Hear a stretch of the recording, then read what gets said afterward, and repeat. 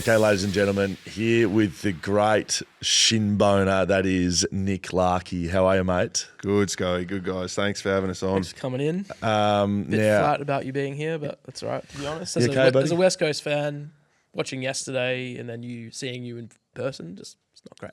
To be honest. Rubbing salt. is that meant to be a compliment or is that? No, it's just flat for me. But no, I'm glad you're here, but it would have been nice off like another day. It's just still fresh. It's still fresh. Yeah, sorry. No, that's okay. No, that's right. We got past that now. Sorry. Would have been nice of a loss. Is that what you're thinking? Like for Nick? For me, yeah. Maybe not for you. Yeah, it would have been Now, Nick, we asked the same question to everyone that's on this podcast, everyone who's ever sat in your seat before, almost 200 now.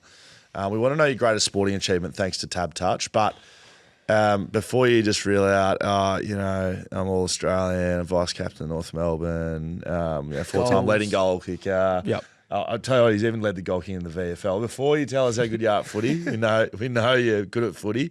We want to know your greatest sporting achievement, not on the football field. So, I mean, Dan, you can tell he probably wasn't heard what yours is. Probably not. 5 for 16 under 12s cricket in a grand final.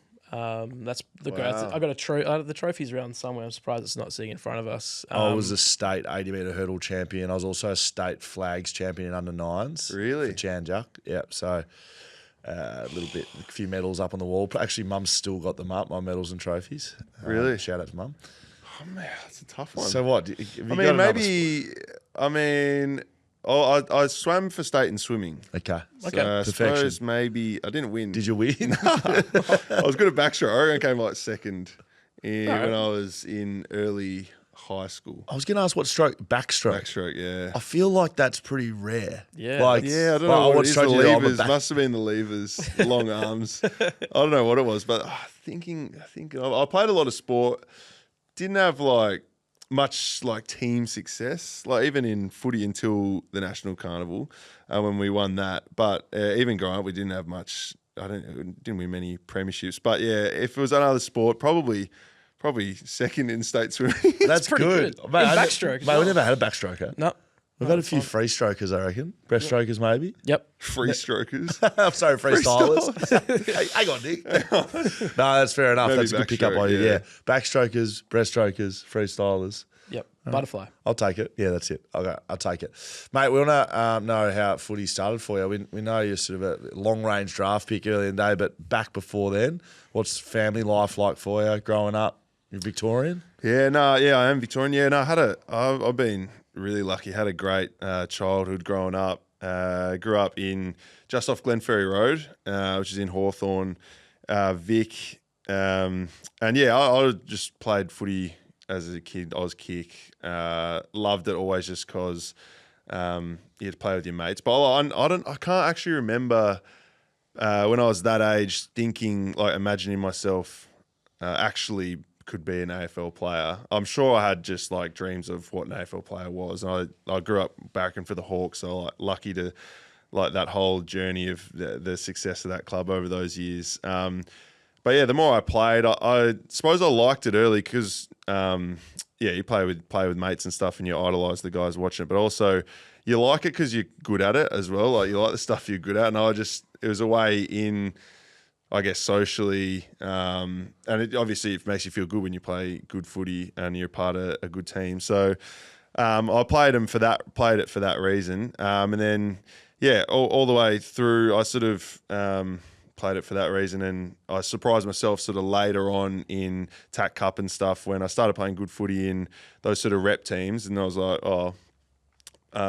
maybe could make something of it. But even when it came to the draft, I thought I was a 50-50 to get picked up. I thought I was more likely in the rookie, but in the national draft, I thought I was a sort of 50-50 chance. And if I didn't get picked up, I was like, it's all right. I'll just go travelling or do something else. But if I got drafted, like throw everything I could into it.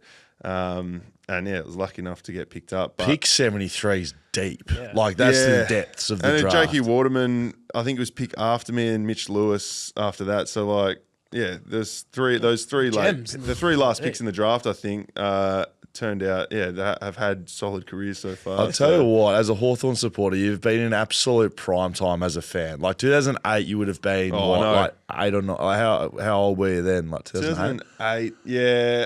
That was when, I don't know, maybe like Yeah, 10? 8, 9, 10. Yeah, Yeah, and and my then- brother was a Geelong fan by chance growing up as well, Right. and so like he's only 1 year younger than me, and just epic rivalry to watch just by chance. Like we picked him. I barracked for the Hawks when they were down sort of in the bottom 4, and then Clarko came on board and they rose up the ladder.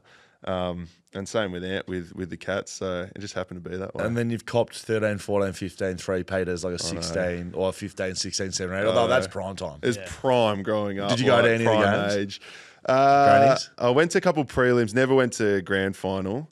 But I'd watch it like just as a massive Hawthorn nuffy. Never tipped against them, which actually, yeah, you wouldn't when they were going that way. But even when they were going poorly, I just loved them. And that was the cool thing when Clarko came on board. That's another thing. Like I remember going to games and watching them come off the ground. You see Clarko, and you're like, if someone had told me I was going to be coached by him later down in my career, I just wouldn't have believed him at all. Like, so yeah, his aura coming in was special to North. Clarko's aura. Yeah. I interviewed him yesterday, and I got to admit, like, there's not too many guys. I get a bit nervous around a few people, but I was nervous, like chatting to Clarko. It keeps you on edge. There's something about like the way he interacts. You don't know what he's thinking. He's like ticking. He's friendly, like friendly as, but yeah. also you can just feel like deep down, like you've seen the footage of him punching holes through walls, and you're like, he's like like friendly that. bloke, and just like anyway. I saw on Forgotten Stars when he'd made some progress, because I actually think Griff Logue told me, I think it was when I got done holding the ball or something, and it flashed to Clarko in the rooms, and he's in his coach's box, and he sort of like shadow boxes It's the like- wall yeah. or something. And Yeah. There was one he's just gone like he was by, it would have tapping on gone the wall. straight through. Yeah. Yeah. Yeah, I think they highlighted it because I think they even showed some footage of him pretty frustrated another time. But yeah, this one he was like lightly tapping on the wall. It's so Oh good. mate, yeah, he's made some inroads with that. Yeah. Can we stay on Clarko then? I'm happy to sort of jump around. Doesn't have to be totally sort of synced in time. What's he been like for your career again in the footy club? Been there for a few years now with you. Has he been an important part of it? Yeah, he's been. It's like he's had a sort of interrupted run early where he had to take some time off. But the best thing about what he's brought is just stability to the club. Like, like we had a heap of different coaches, and with that you change the whole department of footy and everything. And what he's done is just brought the right people on board and created a real stable sort of base that hopefully we can start to build on, and hopefully it comes out in few more wins for us in the second half of the year and into next year. But yeah, I think the best thing about having him on board has just been his the stability he brings. And any proper sprays? Like, surely he's already wheeled a few of them out. Have you been on the Yeah. end of them or not? I've seen some big sprays over the years. Who from? Nobes used to be able to give a good one. Really? They're all warranted. Like they're all after 110-point losses. So not complaining that they were unreasonable, but Nobes could give a big spray. Brad Scott could. But yeah, Clarko.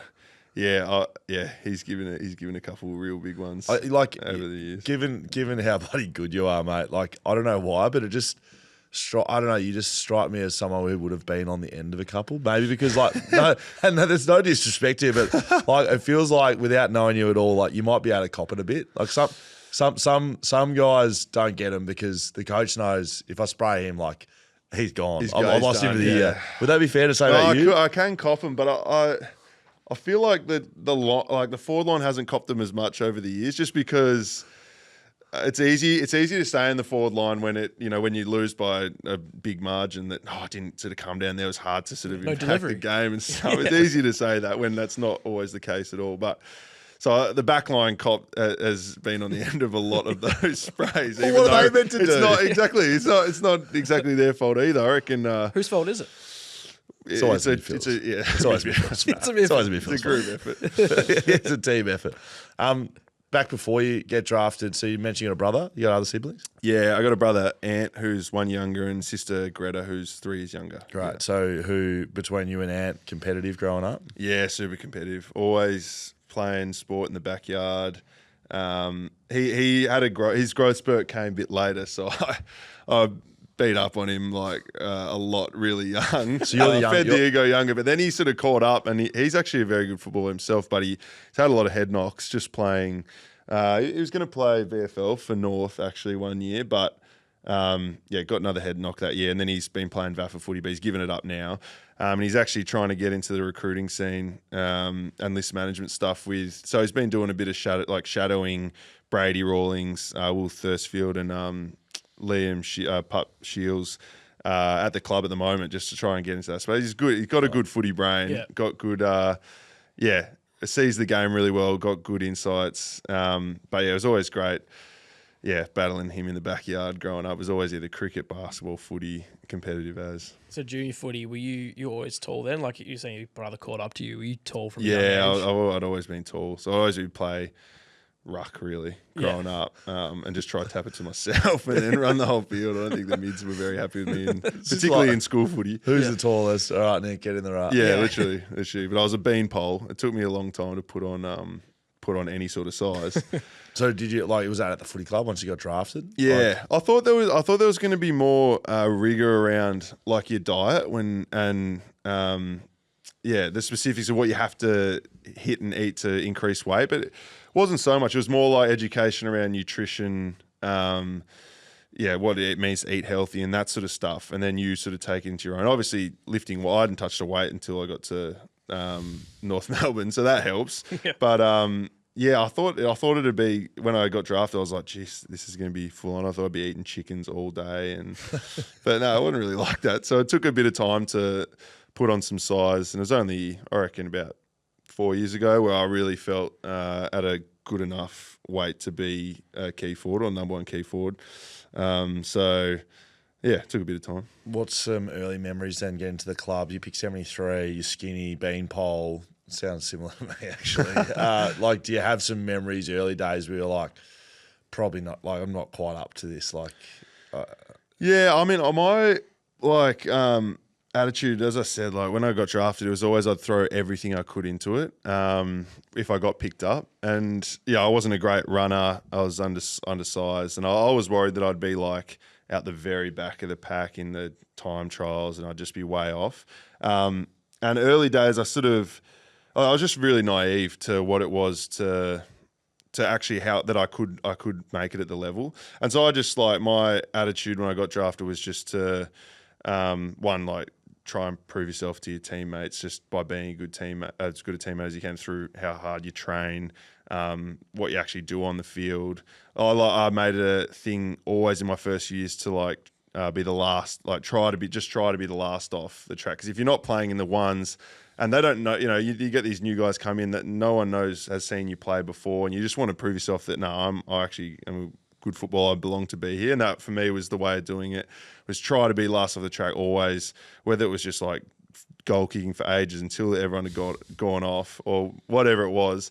But that was always sort of my attitude growing up. And when I got drafted, and then sort of surprised myself in my first year, because I had a good year. I was leading the goal kicking in the VFL and then got my game at AFL level late, and that didn't go as planned.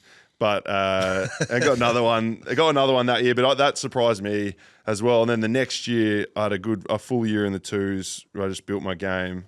And that looking back was the best thing for me. It was playing a whole year of twos just to set me up so that when I came in, I wasn't going to come out again. I feel it took me a while to sort of. I've always found I've surprised myself with what I could do. I never thought when I got drafted I'd be where I am today as a vice captain of the club. It's taken a while to sort of realise the player I could be for the club over the years. Everyone loves asking you about it, but for those who haven't heard, why your first game didn't go as well as it possibly could have, why? Well, yeah, I haven't told many people this, but so I was in good form in the VFL. So I was leading the goal kicking for the league down there, and then I jarred my knee and got bone bruising at the back of my knee, and I didn't play for 4 weeks. So I had 4 weeks out, and then Brad Scott, just a spot opened up, and Scotty goes, "Oh yeah, we're gonna play Larks this week." So I hadn't played any footy the week before, and my knee would have been at 90%. So I wasn't at full at 100, and I had my chances in the game to take up for, but as we all know, dropped about 4 marks. got touches in the ruck, could have taken advantage, all this stuff that I could have had a disposal. But then I landed on it a couple of times and it was killing. And I just wasn't, even now, if you're not playing 100%, it's tough to, in a game up forward, you got to take your chances. So looking back, it would have been good to play 100% injury free, but I didn't want to say after the game, after having 0 touches, my knee was a bit sore. Like, you know what I mean? It would have been obvious excuse, but looking back now, I can say it now that I don't know if it was the full reason. My hands weren't sore, so you can't say I dropped dropping all those marks and stuff. Alex Rans came in here and touch absolute wood. He's like, so mate, doing your ACL, I was disappointed. He's like, I did that playing at the park with my dog. Did it playing frisbee. That's what I was here there. Didn't tell anyone he hurt his knee. So you donut. He had no touches. Donuts. You touched the ball. Two hit outs. Yeah. I don't even know if I got a tackle. I reckon you touched the ball 15 times. Like the ball touched your hands. It touched it was about 8 times, I reckon. But yeah, it's funny to look back on.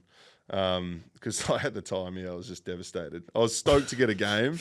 I was like, oh man, does that even count? Like, you don't touch the dots. Have you ever thought about being a backman? I mean, at times this year. I mean, when I started, I don't know. I mean, I don't feel like I'm necessarily like out of form. I feel like I'm still sharp with how I'm moving and running. I'm just struggling to get on the end of them at the moment. And then I've actually haven't kicked it straight this year in the last sort of 6-7 games, which hurts as a forward. As I've learned, one thing I've learned as a forward is your game and the outside world gets judged a lot, or pretty much almost solely on goals. So it's like, you could have 15 if you don't kick a goal, but you set up a few here and there. It's good, but if you've had 6 touches, kick 3 or 4 goals for the game, it just adds up over time. Like the goals, and so the last little bit haven't hit the scoreboard as much, but Bull and PC stepped up. But certainly in some of those weeks where I'm like, geez, I was really struggling to get on the end of a bit of ball. I'm like, geez, you reckon I can play down back? I haven't popped the question yet. Nah, don't do that. No. I love playing up forward, and it's good that we're getting a better spread of goal kickers at the moment. If we're going to be good as a side, we need a heap of goal kickers in the team. As you've seen, Paulie Curtis and the big Bull are kicking plenty, so it's been good. What about goal kicking technique? You mentioned you're one of the more accurate goal kickers to go around. I can reflect on a teammate of mine, Josh Kennedy, almost 750 goals and was unbelievably accurate. But his goal kicking technique was like variable. It was like he'd wake up one year and just go, all right, now I'm doing the stutter step. Oh, really? Well, mate, if you watch it over his career, it changed a lot actually. Really? Talk to us about yours. How have you, are you rigid with it? Like, this is the technique. It's pretty different to a lot of players.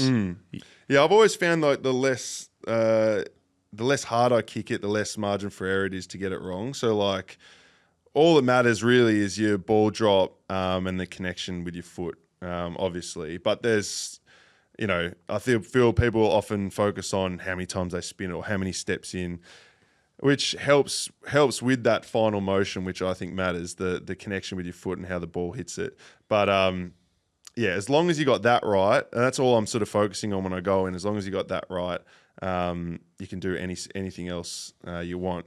But I mean, I was even trying out the other day. I don't know why more people don't almost just do it off one step. Or 2 steps, like as if you're kicking a field kick long down the line, because they usually go straight. If you kick a long down the line kick to a pack, you're rarely going to miss by 10 metres. Like usually it'll land in that. I just find it strange how there's no one in the league who just doesn't kick off one step. I was trying it the other day. So you're considering it? Straight. Huh? Are you considering bringing it in? I don't know. I had a little bit of a slump with goal kicking, but it's more just like the feel as well that gives me confidence. I've like, if I've kicked a heap of goals throughout the week, and then before the game they're going straight through. It's just like a mindset thing as well. It just gives you confidence to kick him. And I don't feel I need to change mine, but I don't know. It seems odd because say NFL, Sammy Draper does that a bit. He just goes snap. One step back. Yeah, it's more instinct. Because in the NFL, like it's just the punters, they can kick. All they take is just one step. or 2 steps and it just goes dead straight every time. Yeah. Are you I've thought looking about the theory. I'm always thinking about it. If I miss a shot in game, I'm like, why did I miss that? Or I'm always thinking about it to try and make sure it doesn't happen again.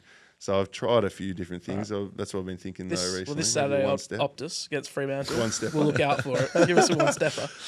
We'll see how we go. Alternatively, like you could go down the pathway of Ben Brown, who used to do like take 50 steps. 50 steps. What was that like playing with Ben Brown? He's like one of my favorite players of all time. I love Ben Brown. Yeah, you got to love him. Learning from him and because you have He does the opposite. exactly. You do Just complete a opposite. couple steps. Yeah. Yeah, it was great having Brownie there. One of the nicest people in football, and he was great for me. Him and Jared Waite. I was lucky that when I got there was still quite a few older guys, and include like also down back as well, like Robbie Tarrant, Scott Thompson. Who else is down there? I mean, Zeeb's played back and forward, so there's just like a lot of older guys in key positions that help. And Brownie was great with my development, but. Yeah, he's such a dynamic, like a great like leader at the footy. I think he kicked 60+ goals 3 years in a row. It's so stiff to miss out on a Coleman and miss out on a All Australian at some stage. Like it would have been nice. It would have been nice if we kept him around a little bit longer, I reckon. But yeah, it just showed like he went from playing in our team, which won the Spoon, to the next year playing in a flag, just from slotting into a different system. But it was so good to see him finish his career with a premiership. And he kicked, 3 goals in the premiership, 4 in the prelim or something like that. Yeah, he's a special player. He had a big game in the grand final. Yeah, him and Fritsch, yeah. When you're at the club, did Goldstein seem like a veteran, older player to you? Oh, yeah. And like, is it crazy now that he's like still playing? Yeah, it's unbelievable. I don't know how he does it, and especially in his position, like the toll it would take on your body playing in the ruck. Like, yeah, you see big X play, but it was funny. Like X, like that. Goldie would taught X heaps as well, but. It was funny. Goldie would like time. I think he had it down pat. Like he'd time his run to play perfectly. I think I figured out how he has played so many games. Because in preseason, I hope you don't mind me saying. He wouldn't mind me saying the X would like flog him in preseason games. And then all of a sudden, we'll go Goldie because he's got the runs on the board. One of the best ruckmen of all time. And then he'd just turn it on in season and play the footy that he's played his whole career, which is unbelievable. So, yeah, to see him still kicking around is unbelievable. But I think he knows how to play the game pretty well, Goldie. He times his run really well, He he delivered you your first goal. He kicked it to you. Yeah, off his shin. Yeah, I watched that video before. He goes... He came literally there, I reckon. Yeah, he was going to drop the ball once and then he like caught it and then he drops it again off his shin to you. Yeah. I own one for that, but yeah, no, that's good. Did you have heart surgery? Had a little tachycardia. I don't know, what was it? Supraventricular tachycardia. Okay. It's just, which is that literally just a little intense. burn. It's like a little hole that big, which like sometimes it'd like short circuit and it'd loop like over and over, and then it'd just go back to normal. And it's unbelievable. Like they cut a tiny little slit in my thigh and remote controlled something through an artery, burnt it over and out. So it was just really quick. And then I was out for like, I don't know, like 5 days of training, and then back in just so that the scar wouldn't sweat on it. How'd they get picked up? In it. As in, like, how do you like? Well, I had these like little happen? episodes of of like, I'd have these episodes of like training, and my heart would go from like to just like really fast beating, and then for like a minute, and I'd feel a bit dizzy, and then it'd just go back to normal straight away. And it's like with anything with your heart, you're like, what is going on? But yeah, I was lucky. Just sent to the surgeon. I can't remember he did a few tests, had a look at it, and then was like, yeah, it's this. Fixed it, and then I haven't had a problem since. So yeah, I was lucky. Yeah, I just saw that and thought, like, you've been pretty touch wood, pretty lucky with I've the been injury. super lucky. Yeah. But saw like, the heart stuff. I was like, because Ollie, like I've seen Ollie Wines is like similar, and he's sort of missed a few games of late as well. You get some irregular heartbeats or something. Yeah. Yeah, so it's different. It's just not like a pleasant one. Where you're like, because it's that important. You're like, geez, what's going on? But But yeah, I was lucky. It wasn't too bad at all. It was like quick surgery in and out. Talk to us about North Melbourne. We know you've signed on there long term, which is exciting for you and the footy club. But Hamish Brayshaw will be spewing up that he's not here right now. In fact, you've brought a kit in for him to wear on the podcast a bit later on. So his injection. So Hammer's going to come in full kit for later on. But talk to us about North. What's I want to know. Not why you've signed, because I've heard you speak about that, but I want to know about the footy club and like what you think about it, and that the success hasn't been there. So like that's a fact. Like what do you think about that, and and then how do you turn that into motivation? Yeah, I mean it's been tough with win loss, and I think it's taken a toll on everyone, but there's only like one way out of it, and there's this you're wasting time, wasting energy if you're dwelling, thinking a bit poor me, because it'll never, ever turn if you're going to think that way. So you always got to stay positive regardless of what's happened, how many times you've been beat down. I mean, we've had 20-game losing streaks, and the players have still found a way to keep belief, which is you're seeing with all the sign-ons that we've had, despite our record. But for me, like I've always loved the culture of the place, the history of North Melbourne. Like when we first got to the club, Anthony Stevens and Greg Ryan, who was an old property steward at the club, like they took us the first and second years around, and we did these sessions each week, and they'd tell us different stories of different past players. They've got this big mosaic at North Melbourne of the history told through like photos and stuff. And there's just something about it that like really grabbed me that I loved. And I also had really close mates all throughout my journey. A lot of them have been moved on. But just like the relationships I've created at the club, I just really treasured. And that's why I've loved the place no matter what. But yeah, with the win-loss stuff, it's been bloody tough. But I think everyone would tell you that they see glimmers here and they see glimpses here and there, and a potential that the team could be good if we get everything right. It's just we're just trying so hard to get everything right on field, because we feel off field we're such a tight group. So I'm sure it's going to happen.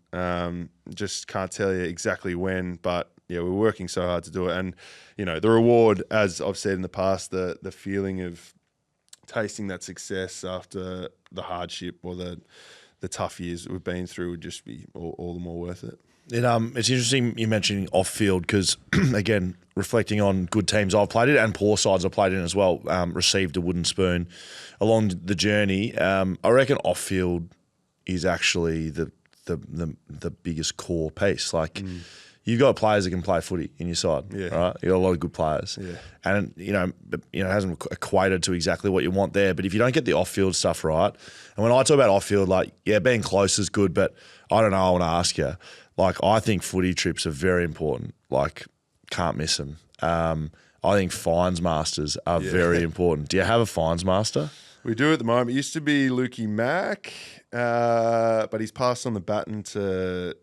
Well, it was Griff and Bull, and then Charlie Combin's now taken over. Okay. He's funny man. He's got a bit of charisma, old chom. So I would say when it's not going overly well on the field, you need to do more fine sessions. Like, you need to actually ramp this stuff. You need to plan a good footy trip. Yeah, 100%. Get full blind. Yeah, do you reckon? I mean, we've had. Yeah, I agree. Those are all the things that add up and make the culture of the place really. But yeah, I feel we got a good balance. We've got a good balance, all that stuff. And it's just, it's amazing how positive the place has been despite the win-loss. But, yeah, I agree. The numbers you get on footy trips important. But, yeah, it's just like you don't want to start talking about footy trip too early in the season. No, but everyone goes on them. So, I know you talk about that, and then if you don't have a good season, like, why are you talking about footy trip? But everyone goes on footy trips. Yeah, so true. Whether you're going to be last or first, yeah, you got to do them. It's true. The premiers are organising theirs too. Yeah, so true. like, who would organise that at North? Griff, I'd say big Griff. It sounds like he's been a good injection to the club culturally. Great. Yeah. Oh, you're a hilarious bloke. We got a couple. That's what I love about footy clubs as well. You just get all sorts of different characters. But yeah, you're a very funny man, Griff. A lot of charisma, big personality. and never met a bloke who just knows more places. Like I feel like he knows Melbourne better than me. He just like knows like random buildings, street names, all the pubs, all the clubs, and he's a great teammate as well. Hard trainer. He's been a great injection to the club. But yeah, I'd say Griff would be organising it. We have an Instagram sort of direct message group with just some of our favourite backmen from around the competition. Griff's in this group chat, and he's probably has the most buy-in out of anyone.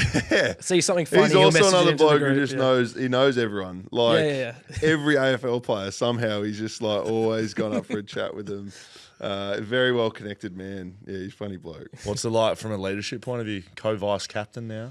I know. Oh, that has been probably the biggest honour of my career, being voted in to the leadership group in general, because it's peer voted. But yeah, with it you do feel more of weight of responsibility, and obviously you talk with the coach, and you flesh out more of the problem. So.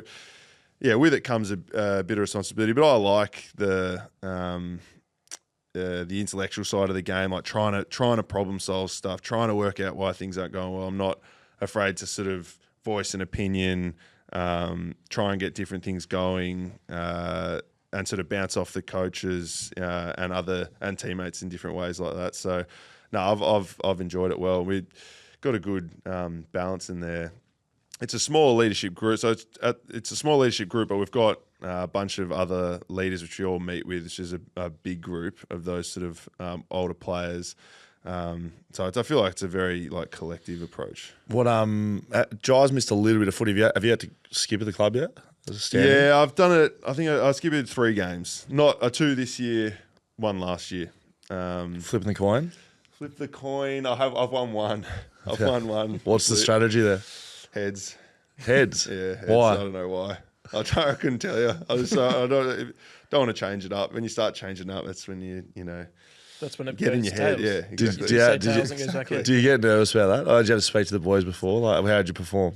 Like, did you rev them up or not? I actually give not a bad speech. I mean, a couple of boys have called us Al Pacino in the past. But the problem is, I've given a couple of my best ones. So before we go out, we put on the jerseys together, and the captain or one of the vice captains will say just something to the group to get us in the right frame of mind before we put the jersey on.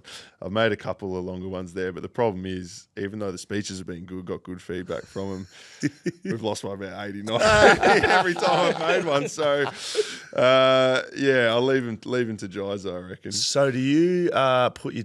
This is insightful to me. You put them all on at the same time. Yeah, always have. Not sure how long it's been going for, but it's been going ever since I've got to the club. Before I got to the club, Zeebs.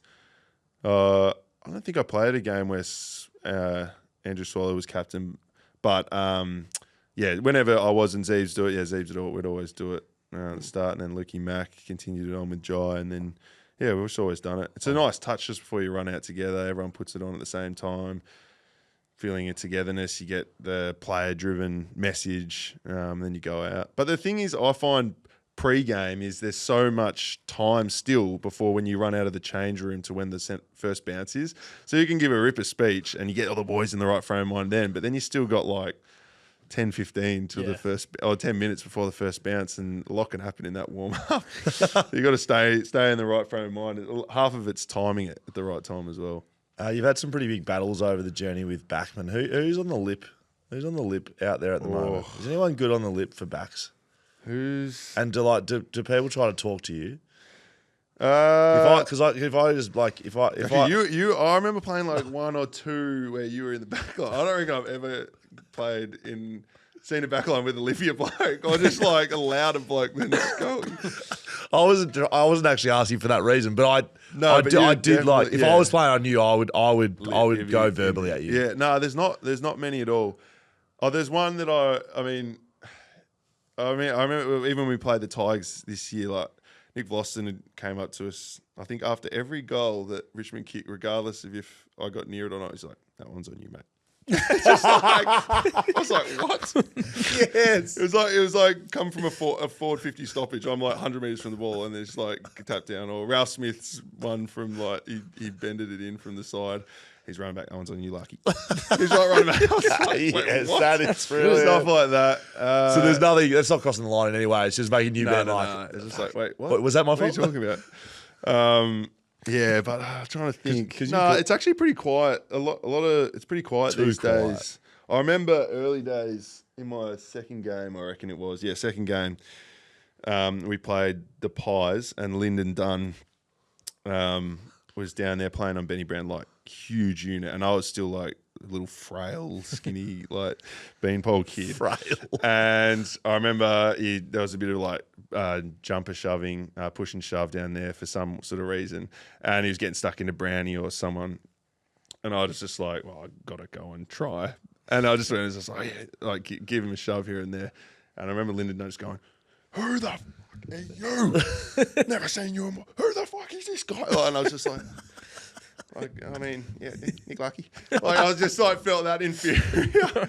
It was just like, what am I going to do? Lyndon Dunn, massive unit. But there's not much of that. I mean, with all due these respect days. to Lyndon, I mean, across Melbourne and Collingwood, I mean, I played 2 games. Yeah, My first game, I didn't fair, touch the fair. ball. It was very fair enough. You were throwing stats out before. Couple of games. Oh yeah, I looked at the games that you two did play against each other. So Who? Lyndon Dunn and me. no, you and Scully. Oh, yeah. You and Scully. So That would have been good. yeah. That would have been good research. Actually, Lyndon's here. Come on now, mate. Especially against Lyndon. So yeah, 2-0 to West Coast in those games. So you didn't beat West Coast when Sco played. Oh, You really? scored 1 goal in each of them. So Well, I don't can't- play on. The reason I would have playing you verbally once, gone maybe. you is because you seem like a good bloke. People that I deem to be good blokes, I used to think, I can take. I reckon, I don't know. I just reckon I just would have, if you were on my sheet, I'd be like, gonna go hard Would at Nick today. you go? Would you look at the? Would you know who you Like go Brown, at? like Ben pre-game? Brown, like people listening to this would be like, why hasn't Scully mentioned Ben Brown? Like You Ben can- Brown was my number one. I Really? love to play on Brownie because he's such a good bloke that I just bash and verbally abuse him. Like you said, I just go, you just because It like affects him the most. yeah, because like he's such a nice guy and like off like, the why is he field, doing this to I me? would never, like I'm a good bloke off the field too, but on the field, like a nice guy like that, I'm just like licking my lips, like Yeah, Brownie, like best bloke ever. He's not going to come back at me. Good player though. How many? What's the most goals you ever kicked in a game? AFL level. Or AFL 9. What about 9 non-AFL? 3, I think. What do you got non-AFL? You got something? bigger Non-AFL 11. than No, that? there was it was a school footy game. 11 something. So 9 goals. Who were they against? that was against the Suns. Talk us through it. Suns. Oh, well, I mean, that game, that was after a 20-game losing streak. And if we lost one more game, we get Harley Reid in the draft. And I was pretending I there didn't was know no that. chat at all about, like, everyone was trying to win, like, we were trying to win that game. And for some reason, that day, everything just clicked and the boys played well. And it's just like, how? How did that happen after all? It was the most dead rubber game, I think, in almost AFL history. It was us versus the Suns, Sunday Arvo, no finals chances at Blundstone. And it was like... I don't think I've ever rooted for a team harder than you guys that day. Mate, I was like, please win. yeah. And we were like, for some reason, it just clicked. Like, the ball movement was like unbelievable. And yeah, it all just worked. So in front of 4,378 Yeah. people at Bellreeve Oval, you have put on a clinic. 20 goals, 12, 132, defeat Gold Coast 14, 13, 97. You've kicked 9 goals, 3 off the back of 6 the week before, 5 the week before that. You're one of only 6 players in the last 15 years to kick back-to-back 5-goal hauls, and you've delivered that to absolutely gift these idiots, the West Coast fans, Harley. You still got very good players off the back of it. Oh, no. Well, from our point of view, we won that one. There we go. That's, Colb's. I'll take Colb's every day of the This is week. Colby McKercher. He's a good player. 35. Yeah. 35, I think you had. Yeah, yesterday. 35, yeah. 31, 32, something like that. Yeah, you're back to half back. We like that. Very zippy, good user. Yeah, fast. He'll be a very good player. If you're kicking the 9, are you hunting the 10th? Or was there a chance to Well, there was. The thing is, I kick my points before the 9th. So, like, you always think, you never know what happens. If you kick that goal, goes back to centre, but you might not get another chance. So, we don't know. But, 9-3. When did you kick your 9th? You didn't remember Late this? in the last. Right. I think it was like 50 seconds left. I watched right it before, there. and it was you got chopped like badly. Yeah. It gave you a free kick. Yeah. I got moved on to Mac Andrew, and he's that athletic. But he chopped the arm. Yeah, I do remember that one. But it was just nice. It was lace out all day. It was flowing. It would have been a rough day to be a defender. It's hard to defend that sort of ball movement. So we'll finish off in just a little bit with some questions from the audience. I threw a couple of messages around. I like to do this, just people that might know you and sort of give me some questions on maybe things I should ask you. So one came in, and if you want to say no comment to this, it's completely fine. But I've got to ask because I think it could be quite funny if you were involved. So just trying to think, how do I say this without getting anyone in trouble? So COVID in the hubs, which was a fun time for everybody to be involved in the AFL. Sorry, just let me just think about how do I just broach this on you without getting you in strife. So apparently, in the hub, so we're allowed to have beers in the hubs. Like we're allowed, like Dan. So Okay. you know, like Nick knows this, but like you're allowed to have beers. Like no one was drinking before games or anything like that. But like you're allowed beers. So you're in a hotel. You had floors of players. Like we were with Freo. Maybe we were in the summer. Oh, definitely we were in Freo. So Freo would have like the 6th floor and the 8th floor, and we would have the 7th and the 9th. So it was all split up. You weren't, doing it with other teams, but like you're in a hotel for 8 weeks together. Couldn't see anyone else. You're with your mates. Like, you're going to have drinks. Well, apparently, and you can say no. Some lads walking back to a room with beers, rattling in their bags, walk past person who works at the football club at the time, and he heard them. Anyway, apparently the room where beers were being had got crashed. The blokes bolted out the back doors. Yeah. Some got away with it. Some got done. Who sent this in? I can't tell you who, but and it was actually someone not to do with your footy club. Oh, really? Is that true? Yeah, there was one. Because West Coast had some of those. Yeah, it was towards the end of the year. So the question was, were you one of the ones that ran out the back? No, I faced it from the front. It always just disappeared out the back. I was right in line in the hallway, direct line of sight to Brady Rawlings as GM at the time, and opens the door, and we're playing King's Cup. It was just like, and I think there was a cruiser on the table. And I was just. We may not be able to show that, but I thought I'd ask you. We'll see how we go at the end of that. But that's very good. Yeah, it's true. Did you know? Yeah, great. Did you know that Wayne Carey was the last North Melbourne player to kick more goals than you in a year? 1998. Really? 71. The year you kicked 71. Really? That's a long time between drinks. Yeah, I surprised myself that year. Especially it was a lot. The last 3 games, however, just a lot of it clicked up forward. I was getting some good looks, but yeah, I mean, he's a pretty good player. The Duck.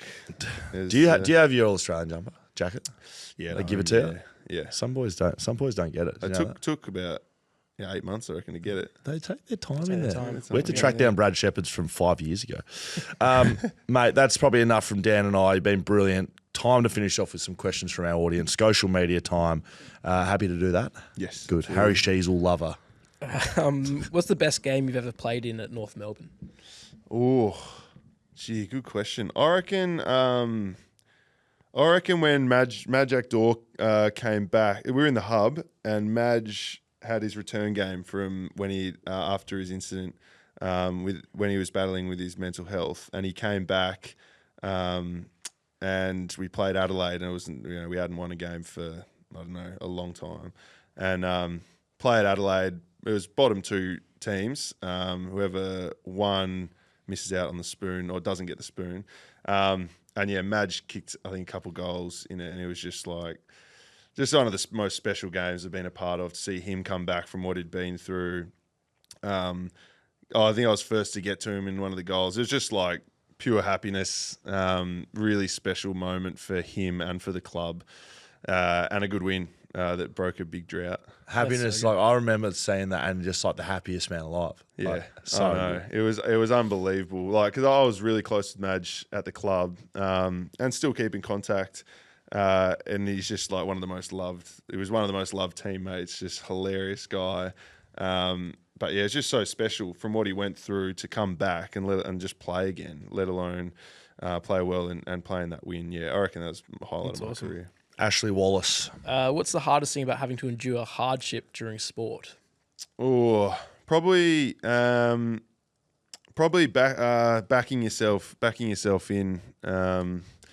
Yeah, you can listen to a lot. There's a lot of different opinions and takes on what people see from the outside as to how you're playing, why you're not doing this. And it's the self-belief, like continuing to have self-belief and backing yourself in, even when you might not be playing your best. Like even I feel now, I mean, I haven't been playing as good a footy as I have in this past sort of 6-7 weeks as I have in previous years. But I still feel confident in the way, in what I can do, and how I can impact on the team, despite I'm sure there's plenty of people out there that think I should be doing something different or, but yeah, it's more about backing yourself in and listening to the people who you really value the opinions of.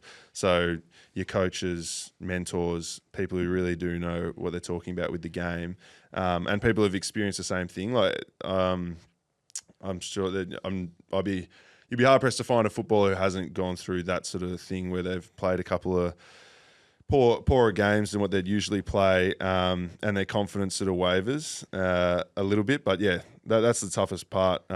Trying to make sure you listen to the right people and stay confident. Who is someone like who do you speak to about that? Like, you say coaches and teammates and stuff. Like, who are they? Yeah, I got my forwards coach is great, Xavier Clark. He's got a great way of instilling confidence with also putting forward to your different avenues and stuff you can do to just be better as an individual as well. Because I think that's a big role of a line coach. One of the main things is making sure your players in that line play with as much confidence as they can. So he's been great. But yeah, I've got a good support network as well. Like, I love talking about footy with my brother, and my family, and their opinions and that sort of thing as well. But yeah, the people within the club, mostly. Jazz's dad. We've seen Rafa and Damien Barrett, but do you have any new impersonations for us? I actually don't at the moment. Because, like, researching for this, you're all over the place. You're on Unfiltered and you're with Tommy Talks and saying, I'm saying Damien Barrett. I don't need the Rafa. I've seen it. You got to have something new. Something's got to be in the works. We got to get my brother onto something, because he's got a good David King. He's now got a good Fly McRae, I think. Like, he did one the other day, Fly McRae post game presser, and he nailed it. Would your brother be up for doing something? He probably wouldn't. He wouldn't, but if I really pushed. What about Clarko? Surely you've been around Clarko. I know. I haven't seen a Clarko with impersonations. If you don't have the voice, like, I can see his mannerisms, I can see how he talks, what he says, but if you don't actually have the voice, like, the impersonation's no good. Right. So I'm in the works for a new one, but they just can't force it. Yeah, you can't force it. Exactly. I remember seeing Ryan Davis, my good mate Ryan Davis, who played across Gold Coast and West Coast. He did a Peter Sumich impersonation, but he did it in front of him for the first time. It was like it wasn't really a red faces. It was like, hey boys, go get away in groups and come back and be creative with a way you can sort of tell the group on things you either need to improve on as a club or our culture or whatever. So all the boys grew up, and then their group came back, and Ryan Davis decided to reenact a spray from Summer about boys playing table tennis before the game or something, and he's done it. It was good. Got cricket and he got delisted about 6 weeks later. It was unbelievable because Summer was there. Summer was the problem was he hating it? Oh mate. Oh, Because Davo's wasn't the greatest player, so you can't be. I mean, he's better than most. Like, Yeah. better than so. He played almost 50 games. It's good effort, but you can't be at early stage year 2. Well, Imagine your second year playing going in front of Clarko. Yeah, You got to pick and choose. Yeah, your correct. battles, Yeah. All right, I look forward to the new one then. Kanga TV show. What is his souvlaki order? I'm actually more of a chicken man. Chicken. Really? I don't like the not as big a lamb or mix. I'll stick to the chicken. No Donna. Shame. I've been eating a lot of kebabs recently. Happy is all. Oh, I have. I'm on the carnivore diet, and it's like as good as I can get sometimes. I understand. Still with the wrap. Yeah, I know. I understand. Yeah, that's fine. I understand. Wrap's nothing. Happy is always the answer. What's your favourite piece of art that you've painted? You're a good Ooh. artist. You can paint. I thought this was a bit of a. You've done one like drawing here one and time there. there, like Nick Larkey. You can actually. I like doing it here and there. Like it comes and goes in motivation a little bit. But when I get a good subject matter to paint, or get a good commission from someone, or someone said, yeah, I like doing it for other people. But best one, I did this one big portrait in Year 12 art of this Indigenous farmer. And I don't know. It's just massive. It's like nearly up to there. It's like maybe 1.5 meters by 1.5 meters. So probably that one. But I think it should be on my socials. I think we were looking at it before. Didn't you do a mural inside the club? Yeah. Yeah, inside the club gym, we got the $50 FBOS voucher for that one. Oh, nice. For the club. But that was a nice piece to just mark to leave on the club. I'll tell you what it looks like. So I coach Aquinas over here. They're my and I've made each line. They've got to sort of have a name for themselves. And the back line of the Roos, like big like kangaroos. They put a bit of. I reckon you're it's a lot like that. It actually, I saw you in front of it as like. It's actually quite ChatGTP, which is what this is. That's good. You like that? Yeah. So what are you going to do with that? I don't know. That's their emblem, mate. I didn't we draw could do it. something. I didn't draw it. ChatGTP did this. But this is their like if they're talking about their aims for the weekend, I just get the big roo and then just like it's just Yeah. it's good. Yeah, I'll be happy to do something like that. Okay, Yeah, great, similar. perfect, great. And big Finos. How does it feel to play along the best player ever to grace the game, and then in brackets Finn O'Sullivan? I thought it was going to be a Toby Pink. I've seen that those Toby I Pink love Toby Messiah, We do love Toby. which is good. Oh, Foss is he's going to be a special player when he fully finds his feet. Yeah, he's been. I think he played a little bit more even up forward in the forward half on the weekend, and in that last quarter, you could see what he could do. He was a big reason as to why we could come over the top of the Eagles yesterday. But he's so evasive when he's got the footy move, like such a smooth mover. And as he gets a bit bigger and adjusts to the level, hopefully, you can get a bit of midfield time as well, get around the footy because got great skills. Like just a very all-round, good, balanced footballer. It's special to play with the GOAT. Tappy 95 eggs. How do you like your eggs? Poached, like the nice poached way, not in a little cup. Just I don't know how they do them in the vinegar. Oh, yeah. Yeah. Do you know what that is? Specific. Yeah, I know. All right. Great work. Big egg, man. Mate, thanks for your time today. Thanks, guys. Great Appreciate work. it. BackChat __ on socials. Make sure you look after our sponsors because they look after us. Paywise, powering the podcast this year. ID Athletic, Whippersnapper Whisky, Mamba Digital, TABtouch, Shelter Brewing Co, Leadable Precinct, Camera Electronic, and On1 Services. Thank you very much. Yeah, correct. We'd make a good V8 car like Jack. Oh, yeah. Thank you. Thank you, Nick. Well done. Good luck against Cheers, Free on the man. weekend. Thanks, guys.